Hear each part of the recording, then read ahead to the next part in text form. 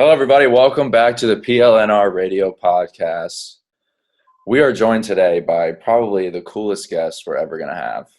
Spencer Mumford, a.k.a. Spencer Mumford. He is an Atlanta-based actor. Is that fair to say? Is that how you describe yourself? Mm-hmm. Yeah. Would you say you're an actor or performer or both? I would just say actor. Okay, I don't know. What would you call? I'm going to say both because What's it's a You're performer? probably you're a magician too, so that Dude. perform. I've been trying. I want to learn close-up magic so bad. Do you really? Are you attempting to learn No, I'm going to start because I just think it would be really cool if you were having a conversation with me at like a bar, right? And that would be weird. No, it's going like really well. You're like, this guy's really normal and he's pretty interesting. And then I like halfway through, I just like pull a coin out of your ear, right? And then make it disappear and then pull a flower out of my sleeve. And I just think, if you continue to talk to me, I got a winner. You know what I mean? As a friend or a love interest. Yeah, I could see it working with a female for sure. I feel like it would like that like was a thing that happened like in the 90s. Like I feel like magic was big then. And then it kind of went away and then you could bring it back and they're going to be like, have you seen that guy around Atlanta who's been like doing magic tricks? Or girls at bars? Don't touch me. It could be like that too. All right, so Spencer, looking at your IMDb page, okay, because you're big time. He pulled it up, and you have that. I do. IMDb has your three most notable as Hubcap. Is that right? Mm-hmm. Dead Silent. Mm-hmm. And Your Worst Nightmare. Yep. And was Your Worst Nightmare your first one? Dead Silent was my first one. It was in 2017, and it was the second audition I had with my agent, and I booked it. I booked my first audition and my second audition with my agent. What were both of those? They were both. So the first one was a commercial where I was this waiter, and did you ever see that one? I did, yeah. I remember. Yeah, where I'm just like, "Hi, how are you? Good to see you here." And I'm this really annoying waiter.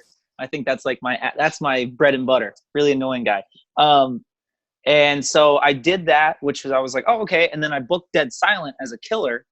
And I was like, oh, this is easy, right? This is really easy. And then I like booked something else like a month later. And then I didn't book for like 9 months. So when did you first come to Atlanta to do this? I moved here October 16th to 2016. Okay. And how did how did that decision kind of come about? Because what were you planning to do before deciding to pursue acting? No, I love it. I was living at home and I was having a hard time getting rid of sports. I'm sure you guys have kind of had your own battles with that. And so I was bad, so it's easy to get Sorry. You were not bad, Nick. Please interrupt. No, I was struggling with that, and I was coaching at the time, which I really enjoyed. And all my kids that I coached are now seniors, and every one of them are going D1. And so that's a really cool payoff for me to see.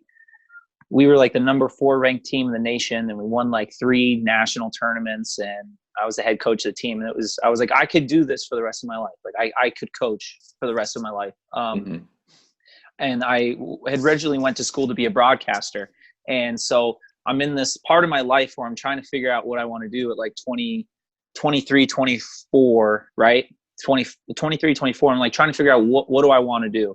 And, I actually got to have lunch because one of my baseball coaches knows the guy who does the play-by-play for the Heat. The guy does kaboom and yeah. He went to college. Yes, Eric Reed. Eric Reed. Yeah. Right? Is it Eric Reed? I think it's Eric Reed. Okay, so I got to have lunch with him and my baseball coach. Yeah, and I mean, really cool, right? I mean, and then I had just. So I'm sitting down with him and I'm listening about his journey and just how it's your life, right? You have whatever I want to do next. I know that the grind is going to be hard for the first 5 to 10 years. And then you'll start to, there's a bee in here. Fuck. Get out of here, bee. And in your, sorry. And so, but basically I met this guy and I'm talking to him and I'm like, is this what I want to do for the rest of my life? Do I want to talk about sports? And then I started coaching. I was like, do I want to be in sports? Sports was all I've known. And my major in college helped me to realize, like, and I took acting classes in college my last 2 years. And I was like, this is the closest thing to sports I get from a preparation standpoint, allowing me to be emotional. Like in sports, I'm very goofy, as you guys know. And so no, you were a baby on the basketball court, that's for sure. You were a baby. You always showed your emotion. Yeah. And that's not necessarily the best thing sometimes. And as a coach, I wasn't very emotional because I knew that as a coach, you couldn't show emotion, positive or negative, right? Like if you guys win a big game, you can't get too high, and if you lose a big game, you can't get too low. Like you have to be the rock that keeps everyone here. But I felt like I was like, I could do that, but then I'm just like stifling how emotional I am and what I want to do regardless. So so then I started seriously thinking about acting. The first thing, my friend who lives in Nashville, who's a music agent, and like his company represents like the Avett Brothers and stuff like that, which is really cool. He sent me this thing on Facebook, was like, hey, you should put in for this. And it was a country music video.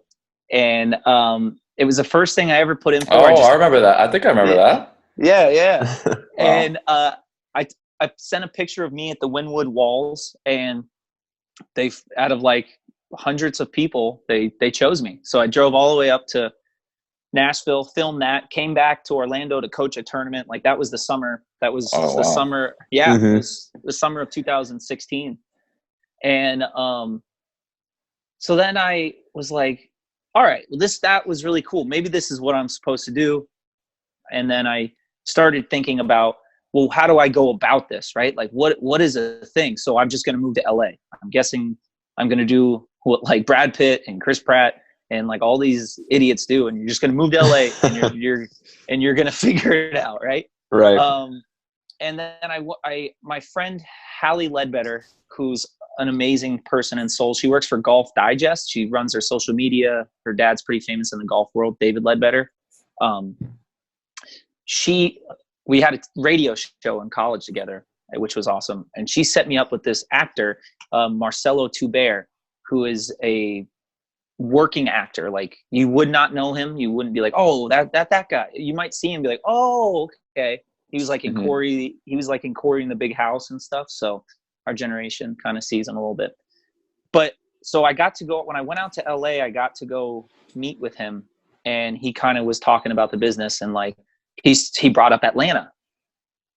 And I was like, I don't, I could see this, I guess I'm going to move out here. And then so from there, he set me up with this guy who lives in Atlanta, who's a working actor who went to USC, the USC film school as a actor, spent a lot of money training, all these things.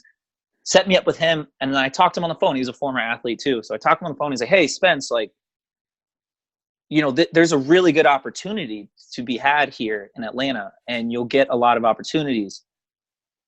And so I was like, that's interesting. Because, you know, film and TV, Atlanta is #1 in production in America. Mm-hmm. Yeah. Yep. That's where Turner is, right? That's where Turner is. Turner TBS Broadcasting, but I mean, all the Marvel films are filmed here. Most of Netflix is filmed here. Yeah, like everything is filmed here. It's #1 in film and TV. And so there's just a lot of opportunities to be had. And how I got to Atlanta, so basically talking to them, they were like, it's a really good place to start because supposedly LA is a freaking grind. Like supposedly, and I didn't know how to bartend yet. I didn't know how to serve. I never served or bartended. I'm like, what am I going to do for a living while I pursue this crazy fucking thing? Mm-hmm. And so how Atlanta really came about, one of my best friends, his name's Derek Linder. We grew up together. It's all kismet. Like, it's all supposed to happen, right? Like I didn't talk to him for like 4 years, and he's getting married, and he reaches out to me and he's like, Spence, I want you to come to my wedding. I'm like, what? Like, I would love to. Like, I would love to, but I've been like, we haven't talked. Like, Yeah. So I go to his wedding, and it was awesome. It was so good to see him. Well, turns out he lives in Atlanta. And a couple months later, he's continuing to talk to me and call me because Peyton, as you know, I'm terrible with talking to people on the phone and just calling people to be like, hey, how are you? I need to be a better friend with that. But he really took the strings out with it. He would call me like once, twice a week and be like, hey, what's up? Like, how are you doing? Are you chasing what you want to do? I'm like, I'm lost. I don't know. He's like, come live with me rent free. Wow. He's like, come live with me in Atlanta rent free. Wow. Yeah. And so I was like, fuck it. And I moved to Atlanta and I got to live with him rent free for a couple months. And then like for 6 months maybe. And then that's where I learned to bartend and serve, and it all just kind of like worked out. And so that was October 2016. I moved out and like I got my agent. I got a modeling agent in March of 2017, and then I got my agent in May of 2017. So like how many, like say like a year or something, like how many auditions would you do in like a year? Like are you like just going nuts, like trying to do everything you can, or is it like you're picking and choosing? I know you're probably still at the stage where you're probably just going to whatever you can, but I'm just wondering for people out there who maybe like consider doing this, like what it's like just putting yourself out there like that. Yeah. You know, you have to grind, right? Like I think I have like really good instincts, and I do some things naturally, right? But I really had to like understand what acting is, and I still am, right? Like it's just a constant, like it's who we are as people, and then we're acting. It's like you have to be yourself. So the thing I would tell people is, one, get in class. Like get an acting class. Like you think you can do it, get an acting class and start learning like acting, because you can't. It's so much harder than you think it is. Okay, it's so much. When I was like, oh, you know, I'll start this, and then someone will give me like a role in a year or two. I honestly believe that. I was like, someone will find me. I'm funny. I'm energetic. Someone will give me a chance, like in a year or two, right? And especially in Atlanta now, like it's so hard to get an agent. And so the agent I had, she was amazing, but she was someone that they'd be like, I'd meet all these actors, right? People that are on TV shows that you like, and be like, hey, they're like, who are you with? I'm like, I'm with this talent agency. And they'd be like, oh, never heard of them. Right. And so it's like, and I'm applying to the big ones. I'm like, I booked my first 2-3 jobs. Like, like, you know what I mean? I just had so much to learn. And so I've been in acting classes since January of 2017. And I do acting classes 2-3 days a week. Sometimes 3, mainly 1, but then it depends on, I do movement classes. I do a lot of stuff. So I would say, one, you have to get in class. And even if you don't even want to be an actor, I think improv classes are the most fun thing you could do. And I think it's a fun hobby to do, like to be on an improv team or something. And also it helps with just everything, just thinking on the fly, getting out of your head, not judging yourself. Because the hardest thing in acting is judging yourself, right? Because you're like, am I being real? And then you start thinking, well, they don't think I'm real. And then it's just like, it's such an insecure business, which is funny. So it's made me grow up a lot, learn about myself a lot, and all these things. Yeah. So a lot of you've done theater, right? Yes. Because I know Peyton and I were supposed to go to that, but for unseen circumstances, we didn't make it. But what do you like more? Do you like theater? Or do you kind of like film more? So that was really interesting, right? I haven't done theater since I was Tom Sawyer in my 5th grade play. And it's a great role. Great role. Okay. Painting fences, all the above. At some point I was like, I need to get better at acting. So I was like, I want to do theater, because that's where all these great actors start from. You know what I mean? Like they just start in theater. I was like, so I want to do it. And so I auditioned for my first theater play, and I booked it. And it was called Bash by Neil LaBute. And in 1999, it was produced and off Broadway. And Paul Rudd was the character I played, Paul Rudd played. So that was a really cool experience. The thing that I like about theater is it's more collaborative.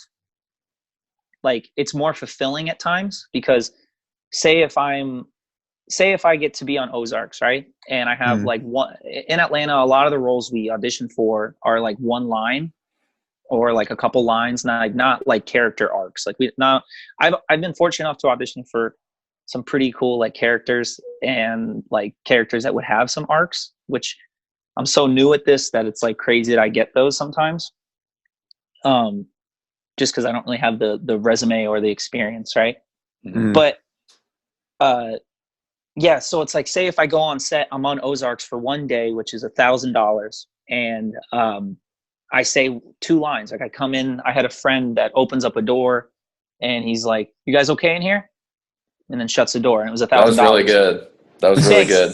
Thank you. And scene. And set, right, and that takes like 6 hours to film that scene. Wow. Why does that take 6 hours? Yeah, camera angles, lighting, just so much shit going on. Is that a lot of it? Because like the end, not to get off Nick's question, but like the end product, like it looks so fluid and everything like that. But I imagine like going through it, it like doesn't even feel like you're like, if you were in an action movie, it wouldn't feel like you were actually in an action movie while filming it. That's the thing that film versus theater, like you come to a play or you watch a play or you're in a play, you start as a character and then you end as a character, right? Like the character goes through this linear path of life, right? It starts one way, ends one way. In film and TV, when I killed the woman on TV for Dead Silence, spoiler alert. Oh, I've seen it. Don't worry. Yeah, it's because I love you. But she was a 42-year-old woman. I was a 19-year-old kid, and but I killed her first, the first night, and then the second night we were like on our date. So it wasn't like it was. They don't film it like hi, we're good. Now I'm fucking mad and I'm gonna kill you. No, it was like all right, well, we're gonna start here and then we're gonna kill, and then a couple hours later we're gonna go back to when we were walking. So now you didn't kill her yet, right? So that's the interesting thing with film and TV. Now you get multiple takes, so you can like try different things out. So that's pretty fun, right? Will they do like, so like they film like you killing the girl first? Is that because like that's the most difficult scene to shoot, or what? Just you don't know why it's the order? Yeah, it would be just like that's the whole business side of it, right? That I don't know as much, but like I'm learning, and it just takes time, right? To just be around it. But yeah, they'll set up shots to be like, this is going to be the most fluid. We're going to start here, this. And that's what they'll do. So they'll have it all like planned out to what, because they're not doing it by the script, right? Mm-hmm. Yeah. So do you think like, because you love sports growing up, me and you played basketball in high school together, and do you think that like your sort of emotion towards that is something that can drive you to be like what you want to be as an actor? Like you think because you have that almost competitive spirit that maybe you have an edge up on people who only came into this just being an actor and not having that background? It's interesting. I think one, I do anger well because of sports, like focus. I do like the things I do well are anger and in comedy, right? Like, things I don't do as well as like vulnerability and tragedy, and just like a hard scene for me would be like seeing my kid die. Like I don't have a kid, and now it's like you're on set and there's like 40 people around. It's like, all right, go cry. Like that's how it works. They're like, all right, here we go. We're gonna set it up, and it's like, all right, and action. And it's like, well, you have to cry now, and there's 40 people watching you. And what if you don't? And so that's where training comes in, right? And the thing with acting classes, it's helped me to like take a lot of defense layers away from myself. So I cry a lot more now. Like watching TV, I used to be like, seriously, like watching films, like I used to be like, oh, that's stupid, or wow, that's cheesy. And now it's like I just relate to it almost. I just have like, I try to put myself in a lot of people's shoes. So it's like I was watching Sex Education. Have you guys seen that show? No, but I heard it's pretty ridiculous. It's great. You should freaking watch it. It's amazing. Anyone out there, you should watch Sex Education. There's a lot of shows, but Fleabag too, like comedy and drama. That's like what I want to do. And yeah, like I think that's the best. Like funny, but also like this is real life. And I think comedy, the truth is there's truth in comedy, right? Mm-hmm. There, like even when you're like, oh, I'm just kidding. Like, no, you weren't. Like you were being. Have you watched Barry on HBO? That show's incredible. That's incredible. Yet. That's a comedy drama kind of going on. Bill Hader's amazing in it. I've heard he's amazing. I have to watch Kidding too with Jim Carrey on Showtime. Mm-hmm. But yeah, it's been an interesting thing to like see how just stripping away like all these emotions, because as men, and it's funny with females, like females don't do anger as well normally. Because for me, it's like if you get defensive to me and you say fuck you, Spencer, right? As a guy, and sorry for cursing, I don't know if we're allowed to curse. Are we allowed to curse? No, you're good. Okay. They say fuck you, Spencer, right? As a male, it's like fuck me, fuck you. Like, and then you start fucking right? You start arguing. You're like, fuck you. And in an acting class, it kind of teaches you to be like, fuck you, Spencer, right? And then and then you like really think about like, why is Peyton saying fuck you to me? And if I don't get defensive and you like hear that from a friend or something, right? Like, and you take that and you let it hit, like you're like, so that's what you kind of do in acting. And so it's changed me, and it's been good in that way. It's made me more vulnerable and more in touch with stuff. So like being more vulnerable, like obviously you've been on a lot of auditions. Have you received like, I'm sure you've received both good and bad criticism. What's like the worst thing you've heard? Or someone like maybe said something that like, it was kind of that moment where you're like, wow, like these people are going to just like tell me how it is. They don't care. I haven't been in Atlanta. We do a lot of film auditions. So you send in film? Yeah. So like we'll tape the scene at home and send it in. Right. And then you get no feedback. Normally you get no feedback in acting. It's like, it would be like every day you go into your job and you have to interview for your job. And then they don't tell you if you did good or bad. Yeah, it's tough. But they'll give you the role because you either you did good and you look like the character, or they'd be like, you did great, but you didn't look like the character, but they never tell you that. They just don't tell you anything. Right. And so, what was the question again? Sorry. I was just asking about like criticism and like. Oh yeah. Okay. I think it's been, I think, it's never really been anything harsh, right? I haven't been like in acting classes where they're like, yeah, being told they don't believe you. That sucks, like in a scene, right? Yeah.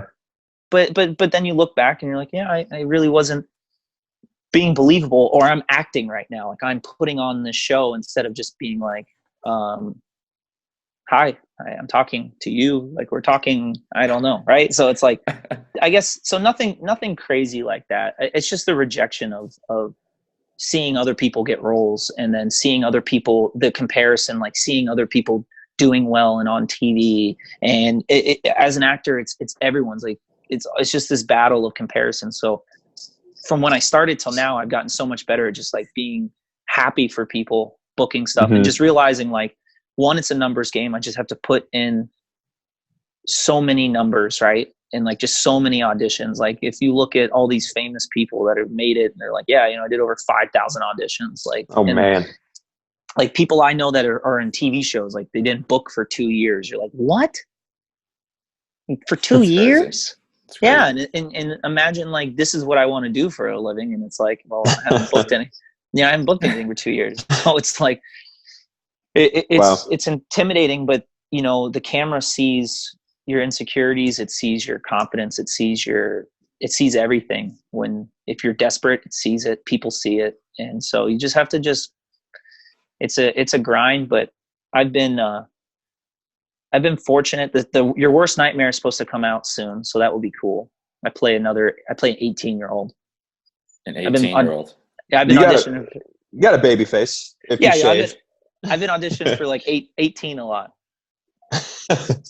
I got to audition for Stranger Things the other day. Oh, really? Cool. Yeah. So that was cool. Aren't they all like 13? I've never seen it, but I don't think he's. I mean, you could be playing a kid. I don't know. Are you playing one of the 13-year-olds? Is that what you auditioned for? not a 13-year-old, no.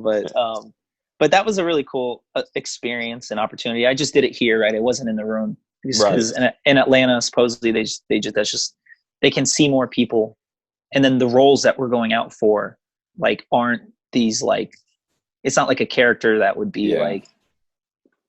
Sometimes it happens, right? Like where people get on shows and then they stay on the show because they did a good job or something, and that's what you hope for. But normally it's like they call it co-stars, so you have like levels, like co-star, guest star, series regular, like, and then the pay is different. But my roommate has booked a lot. He's awesome. He's sitting over there right now in his room. He's booked a shit ton, and he's really good at what he does, and he's had lines where it's like 1-2 lines on TV shows, and then he was in a movie. He was in Zombieland 2. Oh wow, that's cool. Yeah, did you see Zombieland 2? I haven't yet. I saw Zombieland, but okay. Well, if anyone's watching who saw Zombieland 2, he was the guy at the end that goes like sex orgy. And it's great. He was so funny, and it's just a really interesting process because in the beginning of that he wasn't supposed to have like any lines, and then he had lines, and then he didn't have lines, and then he went to set and they gave him all the lines because he's great. So it's just like it's such a weird business, and little pinch of luck too, maybe. Oh yeah. I guess.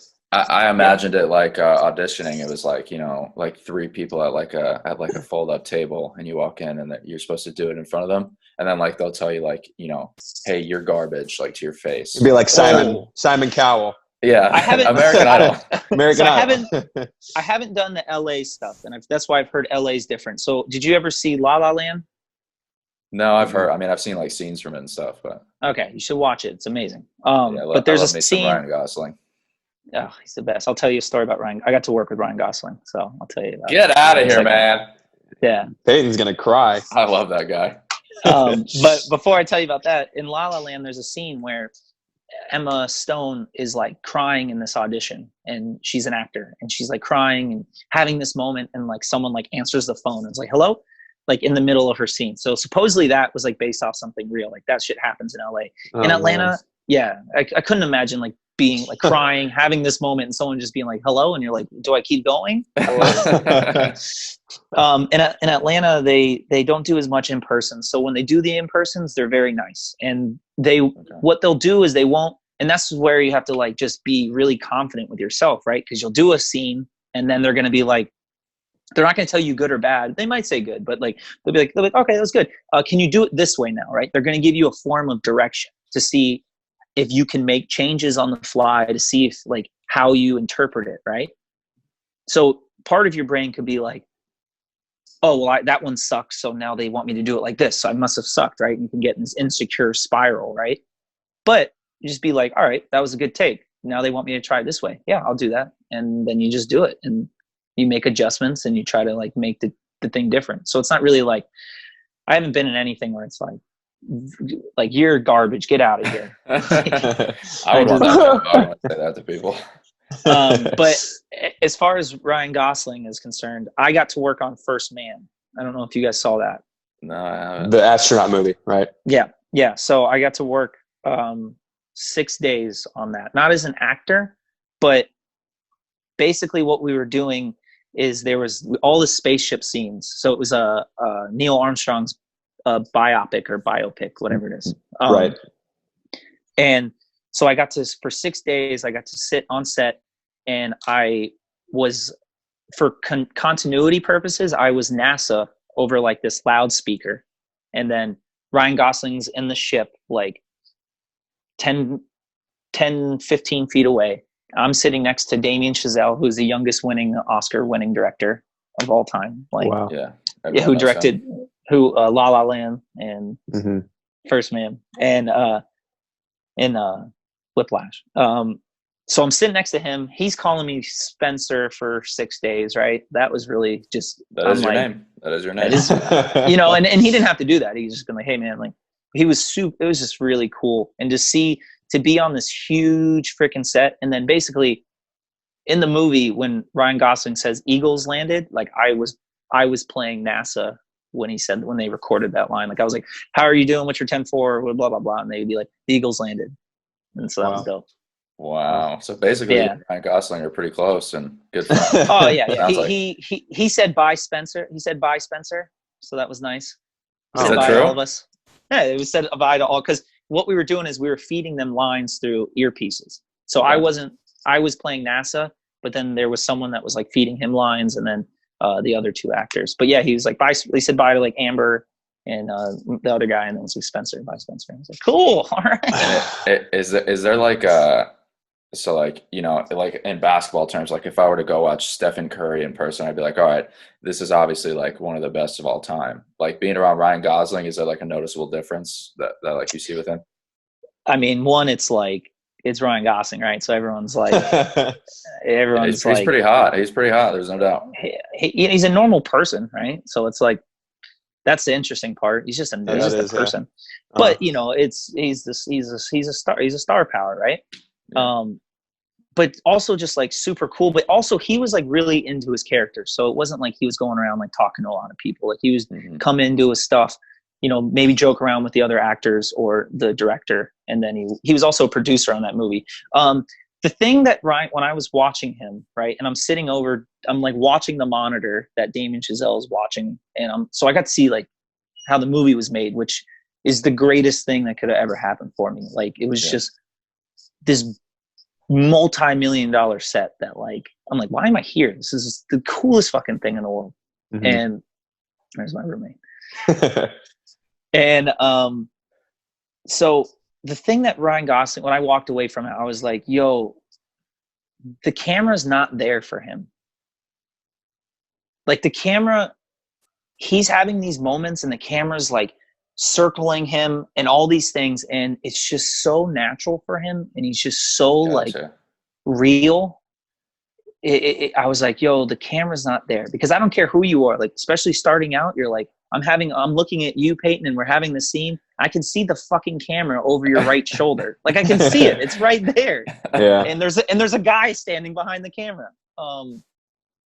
And he just was so like just natural. And I was like, that makes sense. He's been doing it since he was 13 years old. Like this, it takes time, right? Like you guys, we played basketball for how long of our lives? Like I tell people all the time, I'm like, I could go step on a baseball field or a basketball court and feel very confident, like that I could compete with anyone.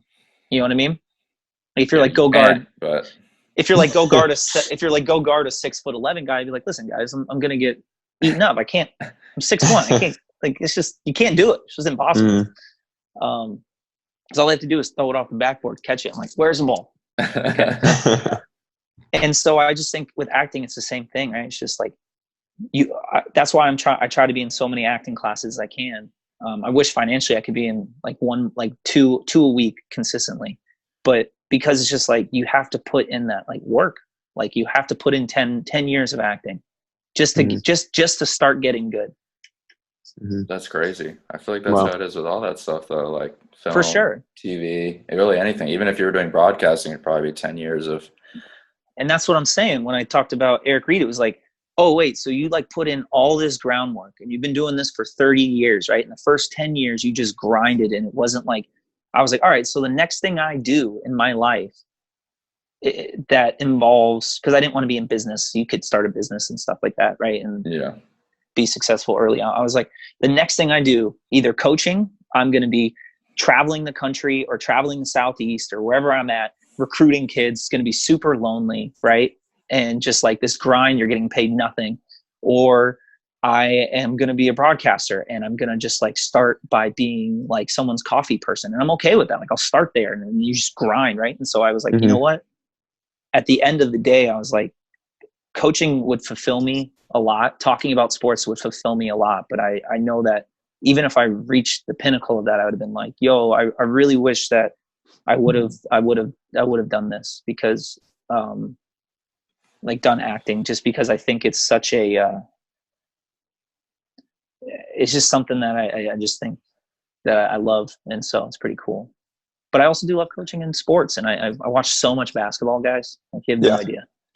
See, I feel for you, like your like pinnacle goal is like a Stephen A. Smith type of guy where you're just yelling at people about sports. Not like a Stephen A. Smith, but more like, I don't know, like a more knowledgeable Stephen A. Smith where like you could actually speak about a sport. Who was on crack? But because I was a graduate assistant, and our friend right now is actually like going through that as well and trying to decide if he wants to like pursue coaching. And that was my first thought, is I was like, I love coaching and like dealing with kids and stuff.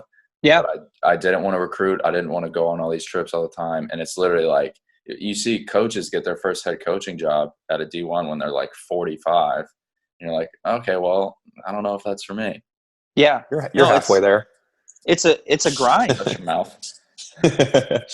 It's a grind. And that's what I'm saying. So it's really interesting. That's good lighting for you. You look good right there. Good. Yeah. I had to make sure I look good for a little bit. And that's the thing. I was like, all right, well, I want to be an actor and it's what I want to do. And I know it's going to be freaking hard. And, and it has been hard. It's been, it's cause I don't, the hardest thing is like, I don't want to be a bartender. Like, I don't know if you guys have worked in the service industry. Mm-hmm. Have you? I was a dishwasher for a fine dining restaurant, and it was terrible. Okay. Dishwashing, it goes by quickly at least, right? Yeah, the dishes kept coming. They never stopped. Such an important role in a restaurant. But the service industry is just, it's hard, man. And I have a theory because it's fun. Like, I love being around people. I love having, like, I just like atmospheres, right? I like being out, but there's no agency in it. Like, when I go to work, I don't feel like I'm helping the business. It's just like, I go in the work, I'm there to get cash, and then I'm there paycheck. to Yep. And that's it. And it's like, I'm okay because I'm chasing something. I'm a bartender because it pays for me to go to acting classes and get better and do all these things, right? And then, but like people that are just bartenders, and like, I'm like, and then that's why there's so much like drug use and alcohol use in the service industry, because it's, I think that's why, because it's like, I think everybody yearns to like make it feel like you're contributing to being like valuable. Like to the company, or to like to something like and it's interesting, right, where a lot of Americans get their self-worth from our jobs, right? And that's what's interesting about this whole Corona thing, is that like no one's in work, so people are really sad. It's like, yeah, you don't have this thing to go to get your self-worth from. Interesting. Have you when you first got to Atlanta, was bartending like your original thought, like that's what you're going to do for money, or did you have any other ideas? I was just like, what do I do? what do actors do? And so I was like, well, I guess I'm going to be a bartender. In Atlanta, theoretically, I could have a full-time job and act, because it's all taped. Like, I can get the script and then come home at 10 p.m. and then tape it, right? Yeah. But my brain doesn't work that way. Like, I can't. I've thought about coaching here and doing some like things like that, but I just get so invested in stuff, especially if it's something I enjoy. You'd spread yourself too thin. I'm like, I'm here to be an actor. I'm here to put like all my thoughts and creativity into that. And I know if I started coaching, I would enjoy it and I would love it, but then I would also like take away from acting a little bit. But I'm still trying to figure out. I thought about maybe working in like a music studio, like, or something like at nights or something, trying to maybe, be around that a little bit or something. So right before this all happened, I was looking up jobs or something, but so maybe when it gets back. I feel like you have the personality to like fit in like almost anywhere. Cause like a bartender, like you're just like really personable. So like if someone comes in, you're able to strike, I see on your Snapchat all the time, you're striking up conversations with the weirdest people of all time, and no one else would talk to them, but you're talking to them because that's just who you are. I feel like you would have been fun anywhere. But funny. I mean, I was shocked. I was like, and then I was in like Midtown, which is like the I guess you'd say like I don't want to say the gay district or whatever the politically correct term is. Like it's you know what I mean. It's really like a lot of the gay bars are. Mm-hmm. Which I've been to. I've worked. I bet you've been to them. Well, thank you. Yeah. No, I work for Bacardi. I work for Bacardi sometimes, and I hand out shots at gay clubs. And so, oh my God, you probably make a killing. I don't get paid, but I just like. But it's great, honestly. I walk out of there. They tell me how great my hair is and how a lot of big confidence boosts. Yep. Oh, huge confidence boost. I'm like, you guys really think I'm pretty? That is. That's really nice. I'm getting told I'm beautiful. Yeah. Oh, well, this is what I want to do right here. But it's so funny. Yeah, that was such a funny story. But yeah, I just talked to people, and bartending. I'm good at bartending. I'm getting good at making drinks. Okay. I'm working at this new restaurant. I don't know if you're good at making drinks. I just feel like you're good at talking to people. I feel like you'd like pour a garbage drink, but just talk it up to people. They'd be like, that's a good drink, huh? That's a good drink. And then I walk away and they're like, who's this guy? No, I've been getting better. The last thing that I'm curious about is, so in high school you played basketball and baseball, and you went to college for baseball as well. And if you could choose being a famous actor or a professional athlete, what would it be? I've been having sports dreams during this coronavirus thing. Weird. Like you're hitting a walk-off home run? Just like weird high school stuff. Like, because the sport I should have played was football. I'm happy I didn't play football because I would have. You were one of the most naturally athletic people I've ever met. That's serious. Like, just anything you like touched was like, because you weren't like practicing basketball actively, but you were still like a really, really good basketball player.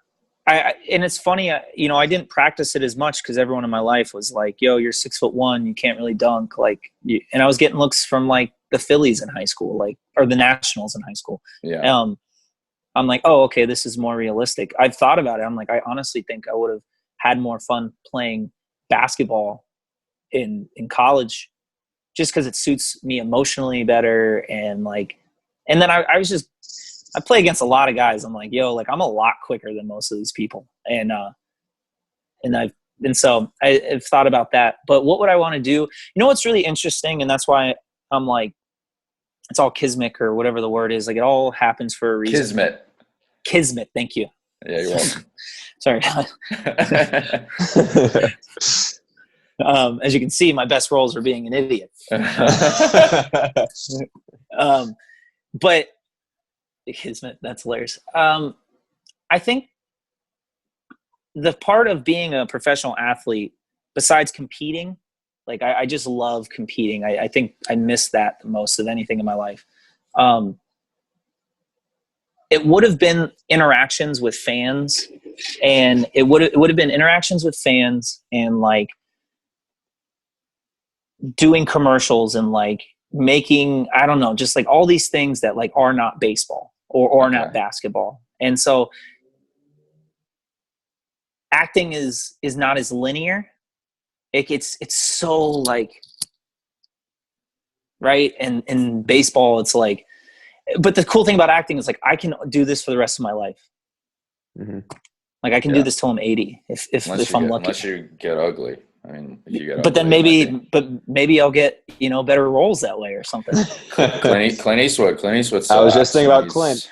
He was gorgeous back in the day, and now he just looks like a raisin. So he is gorgeous. He was gorgeous. I mean, unbelievable. He films all his movies here. I know a lot of people have worked with him. He directs all his movies in Atlanta. You should work with him. I bet you he'll tell you you're garbage to your face. What? Yeah, that's a good Clint Eastwood.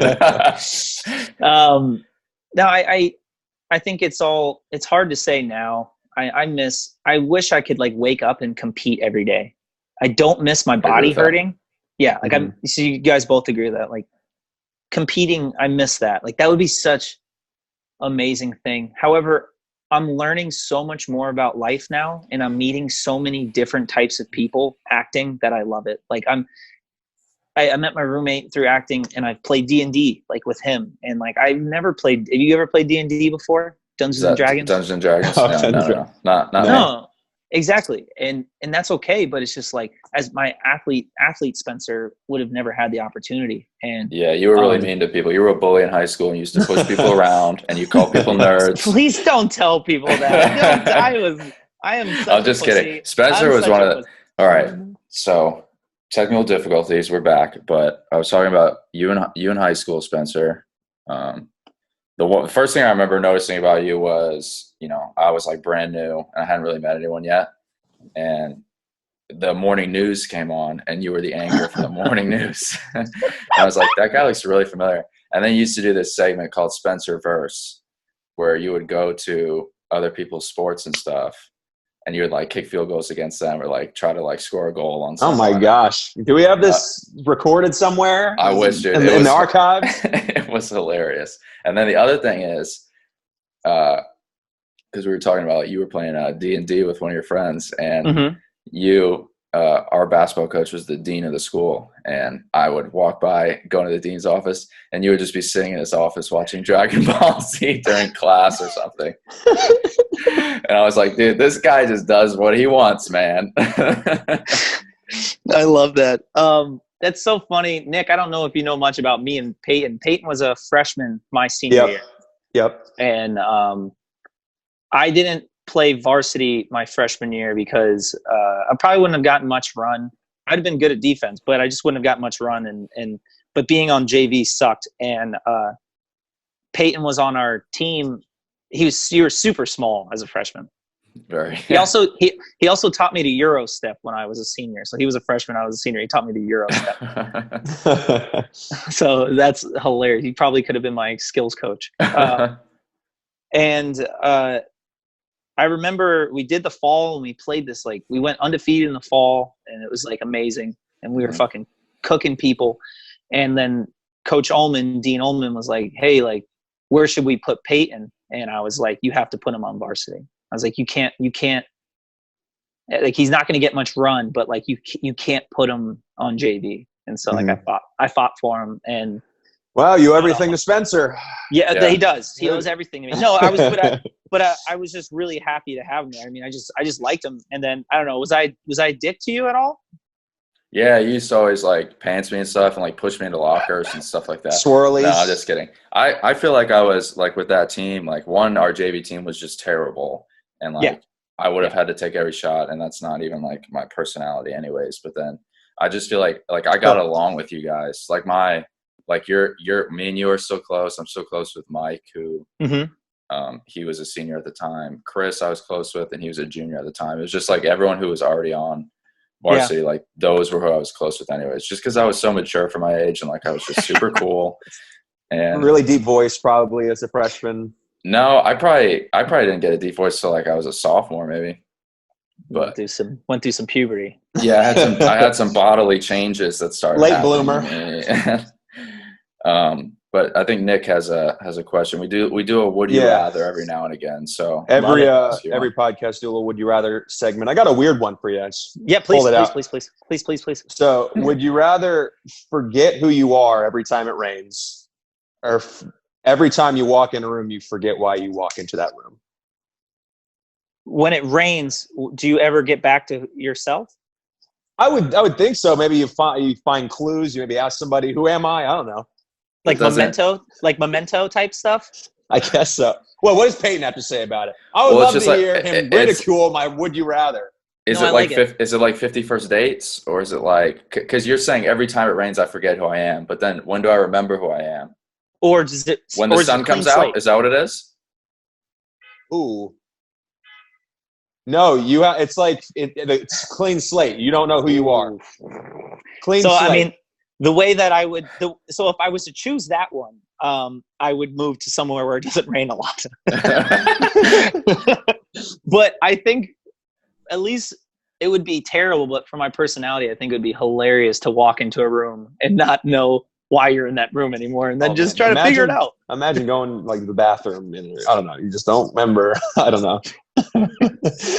I feel like every time you do a Would You Rather, I just poke a hole in it, and you know what? They've just been really bad recently. I didn't think that was terrible. That wasn't terrible. Okay, you want me to do like a simple one? Would you rather be able to stop time or time travel? Is that what you want, Peyton? Oh, dude, that's a good one. I'd say it's so time so travel. I mean, time travel. I want to see what it was like in different eras for sure. Yeah, another easy. Yeah, that was an easy one too. I blew it. I'm sorry. No, it's okay, man. I blew it. God, no. But anyway, Spencer, thank you for joining us, man. We really appreciate it, and I think I speak for me and Nick when we say, you know, we're proud of you, and we do think you're where you're at, but where you're supposed to be, and we definitely think you're going to make it one of these days. So we're looking forward to that. Can't wait to go to the premiere with you. You know, one day, whatever. That would make me so. It would make me so happy. You have no idea. That would make me so happy because I can't go to a premiere by myself when I do it. I would need some of my boys around me to be like, "Hey, Spence, like you're good. You look good. You look good. I'm doing okay." But I appreciate. Yeah, I was interested. I didn't know if we were just going to talk basketball the whole time. I was like, oh yeah, I have so many. We can just talk about basketball, and then I was like, oh okay, we're talking about acting, so that was cool. Well, I thought I wanted to do a little bit of both, just because I feel like you have a unique perspective on stuff, you know, coming from a sports background and then going to be an actor. Like, a lot of people probably don't get to hear from, like, unless they know them, like an actor who's kind of like going through it right now. So I thought that'd be good. Yeah, it's funny. It'd be interesting to see how someone perceives this video to being like where I'm at as an actor, right? And I haven't made. I know people that have been 24 episodes on a series. I've made out with people that, you know. Yeah, I bet you have done multiple episodes on TV shows that you could watch on Fox and CBS or whatever, right? Like, I have 3 acting teachers in Ozark. Do you guys like Ozark? I've seen it. I haven't seen it. So I have 3 acting teachers that are in Ozark, and it's just like, so there's so many people that are doing really well. But for me, I'm doing great. If you get a chance, did you see the Sheets commercial I did? I just saw you posting it, and then I tried to look it up, and I couldn't find it. So if you can send it to me, I would love to watch. I will. Yeah, I'll send it to you. They made that for me, which was really dope. Because I auditioned, and then I got a call back, and then I got first refusal, which means like you didn't get it, but or you're in the top 3 of getting it, and then I didn't get it, and then like 3 months later they reached out to my agent. They're like, we wrote him a commercial, we liked him, so that was dope. That's awesome. But you know, it's like it's not linear, right? Like no one's path. It's not like you go from the minors to the majors. You go college basketball, high school basketball, college basketball, the NBA, right? Like start on the bench or you're a pick, and then you like, it's just like, I don't fucking know, man. I'm just trying to learn about myself, and I appreciate your guys' support, and yeah. Well, we're pulling for you, and I'll send this podcast out to all the directors, and you'll probably get a part off of it. But anyways, man, we appreciate you joining us, and everyone watching this, thank you for watching, and we will see you again next time.